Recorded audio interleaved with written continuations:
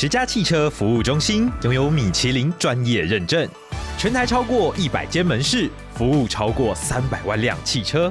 诚实透明的价格，专业技师的把关，让您安心有保障。即日起至10月31日，全台门市更换4条米其林或百路驰轮胎，登录即赠10家休闲侧背包，月再抽日本享食米其林之旅，10家超越期待，星级款待。详情请点击资讯栏连结。Hello guys, welcome to Taipei Banter, where John and Gavin uncover the interesting trends and issues around the world. Hello Gav, again we're back at my place, and welcome to my place. Thanks, Gav. John. Good to be here. Right, so we just had our coffee, and in this episode, we're going to be talking about exercise. Oh, Okay. Bane of my existence, John. I hate exercise. Yeah, well, you know, the reason why I want to bring this up in this episode is I read an article. We had our previous discussions about, you know, how we sort of both hate exercising. We don't enjoy it. It's a lot of schlep. But, you know, in recent years, there has been a lot of science and a lot of research that's been put in how much exercise do you actually need? I don't know, John. I mean, so here's the article. I found an article on CNN. The title is "How Much Exercise Do I Really Need?" And that really tickled my fancy, and I decided to bring it today. And so we can actually understand a little bit about health and how much exercise do really one need? Because there are people. I have some friends who are fanatics. They go to these full marathons, you know, on a monthly basis. They participate and they cycle like 100 Ks every weekend and things like that. I'm not saying, you know, that's not healthy, but, you know, scientifically, you know, how much do we really need? well, John, you must realize one thing that many people don't realize about exercise. Exercise can be addictive. People get addicted to exercise. They actually feel unwell, even though they are healthy, when they don't do what they normally do. That's what I heard too. That's what I heard. I've known people who have been addicted. But it's like me, you know, if I don't drink my daily coffee, I feel like I have a headache. Or I don't function. Yeah, I know become that. very dysfunctional for the day. Agreed 100%. So If I don't have my morning shower, I feel dirty the whole day. I don't know. It just drives me mad. So that's why it's very important for us. Follow your heart, follow your body, listen to your body. You know, there are a lot of talks about that, but scientifically, how much exercise do we really need? Okay. The synopsis of this article is saying that modern people like us, you know, living in urban areas, you have so much going on in your life between your work commitments, family responsibilities, and the stresses of everyday life. And you just fall short in, you know, any type of fitness goal. Like, you know, I think both of us, we just don't even have a fitness goal. No, I don't. We don't even try and create one. We sort of live in denial. Like, we don't really need exercise. But, you know, every time the doctor looks at you and they're like... Oh, don't remind me. Yeah. Here they say 2.5 hours a week of moderate intensity exercise is what is recommended by the American College of Sports Medicine and the American Heart Association. So these are two very premium institutions recommending 2.5 hours a week of moderate intensity exercise. Okay. And buddy, I'm going to get on to, you know, what is defined as moderate intensity and 2.5 hours. What do you do? So what is moderate intensity?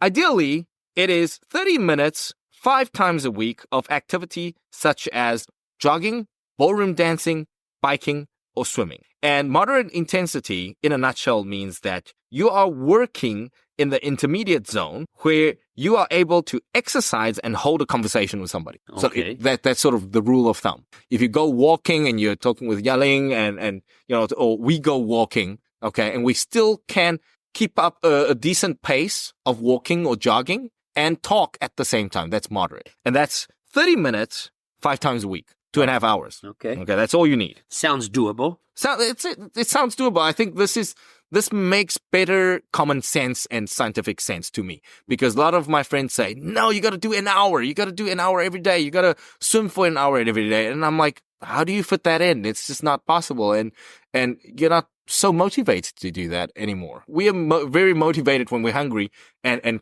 actually satisfy that hunger. Or when you're thirsty, you quench your thirst. But you know, your body doesn't actually tell you too much of the exercising. I'm on the other end of the scale. I just think all we need to do is not even do that. just change some habits. One, when you get home, walk up the stairs. I have an elevator. I always ride the elevator. If I want to do that, all I have to do is walk up the stairs every day, go up. I just think just adding things like that, then you don't even have to put in that extra time. But same thing with learning English, right?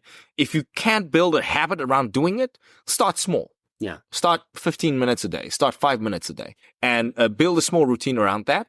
Yeah. And don't stress yourself out because just 5 minutes a day. It sounds doable. Start by doing something you can do. Exactly. Listening to these guys who are addicted to exercising, marathon addicts. I don't think that's healthy for people who just start like people like me. No. Yeah. 5 minutes here and there.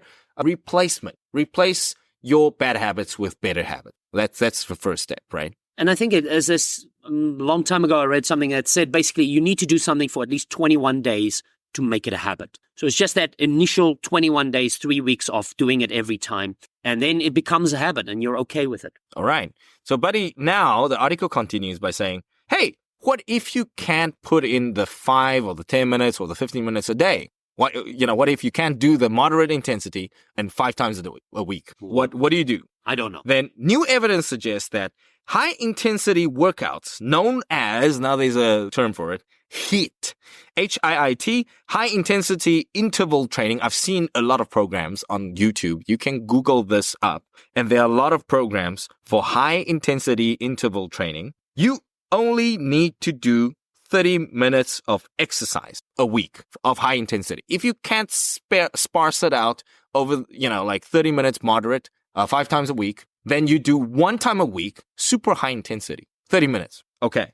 And so basically the theory is if you ramp up the intensity, the amount of intensity in minutes, it reduces the time required. Okay. Okay. So if you don't have the time, you do high intensity. Okay. So what is high intensity? They don't have to be fancy according to the article. They can be set up anywhere in your living room, in your garage, in your basement, and you need open space, a light set of dumbbells, and a strong dose of motivation. So you can Google some of these programs up and you just have some household items that you carry with you, do high intensity, 30 minutes once a week. Moving on, why do people do it? Why do people do it? And why does it matter so much to exercise every week? Number one, people feel better, they look better, they perform better in all aspects of their lives. So I think one day when I look at in the mirror and I hate myself, maybe I will start disliking my face. Okay. I don't look that good. So I'm holding on. The belly, man. You're like, yeah. Try not to think about that. I just, I stay up here. I can't avoid that. Look here. Hello, here. I can't avoid the belly. And I go out and I tell the ladies, whoa, don't look down there. Look here. Like the face. Okay. Scientists have said there's irrefutable evidence, evidence that you cannot deny, that shows exercise isn't just about getting a good workout. It's about staying healthy in a broader sense. Mental health, physical health in a broader sense. So it's food, sleep. Sleep is food. So exercise, what can exercise do for you? Exercise can treat depression, anxiety, sleep disturbances. If you very light sleeper like myself, maybe some good exercise is good.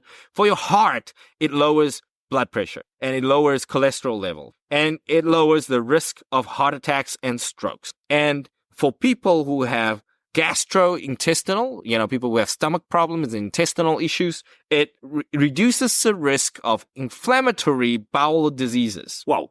And prevents type 2 diabetes. It's too late for me, John. I got it. Yeah, I think, once we get to a certain age, I think my dad is also working on his blood sugar, type 1, type 2. I mean, that's for another day, but I think just too much sugar. Yeah. No, essentially, in your daily diet. Too fat. No, it's just too much weight is the key reason we get it.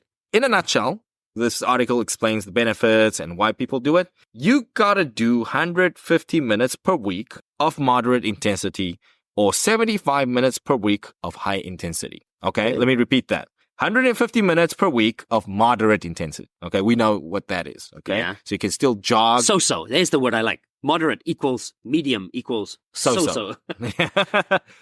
Yes. So exercise. Mild. Another word for that is mild. Yeah. Or 75 minutes per week of high intensity work. out. And if you want high intensity workout, go to YouTube. You can, find some examples. There are a lot of different programs. If you want to work the abs, if you want to work your core, if you want to work your biceps, if you want to work your shoulders, whatever. Lots of people rent a U-bike and ride like mad.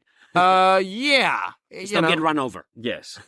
So, buddy, that's basically what I want to bring to the table today is exercise. If you can't handle high intensity like myself, think moderate. Or for a nice walk. Yes. And a long walk, I suggest, maybe. A long walk. Yeah. Yes. No. I don't like jogging. I don't jog. But I can walk from Dongxiao East Road, section 1 down to section 5. And, go do a little bit of shopping. Have a chocolate milkshake. Walk back.